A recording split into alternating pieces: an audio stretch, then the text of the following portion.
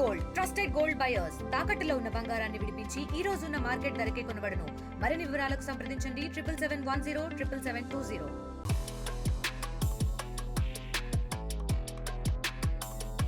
కాలం మారింది, మనుషులు మారారు.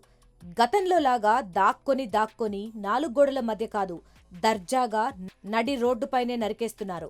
పోలీసులు, చట్టాలు, కోర్టులు, శిక్షలు ఇవేమీ వాళ్లకు పట్టడం లేదు. కాసులుంటే చాలు అన్ని కాళ్ల దగ్గరికి వస్తాయన్న భ్రమలో బతుకుతున్నారు. అలా తమిళనాడులో ఓ రిటైర్డ్ ఎస్ఐని పట్టపగలు నడి రోడ్డుపై నరికిన ఉదంతం ఇప్పుడు రాష్ట్రం మొత్తాన్ని ఉలిక్కిపడేలా చేసింది.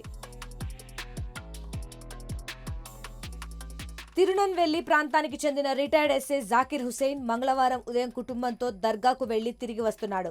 అదే సమయంలో అతని కారును బైక్ పై వెంబడించిన దుండగులు జాకిర్ పై ఒక్కసారిగా వేటకొడవలతో దాడి చేశారు. రిటైర్డ్ ఎస్ఐ ఏమాత్రం పారిపోకుండా కారును చుట్టుముట్టి అతి కిరాతకంగా నరికి చంపేశారు. కుటుంబ సభ్యులు ఆపే ప్రయత్నం చేసినప్పటికీ లాభం లేకపోయింది. అసలు తల గుర్తుపట్టకుండా నరికి చంపారు ఆ కిరాతకులు.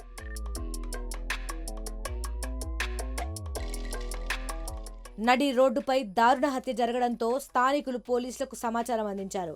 వెంటనే సంఘటన స్థలానికి చేరుకున్న పోలీసులు మృతదేహాన్ని పోస్టుమార్టం కోసం తిరునెల్వేలి గవర్నమెంట్ ఆసుపత్రికి తరలించారు. దీనిపై కేసు నమోదు చేసిన పోలీసులు దర్యాప్తు చేపట్టారు.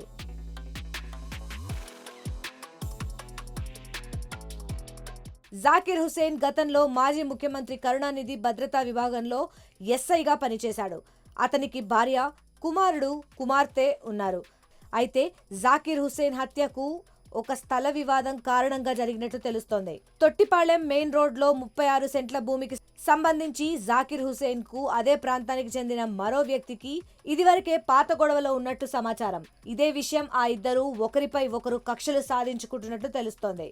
గతంలోనే తనకు హత్యా బెదిరింపులు వస్తున్నట్లు జాకిర్ హుసేన్ ఇటీవల మాట్లాడిన వీడియో ప్రస్తుతం వైరల్ అవుతోంది.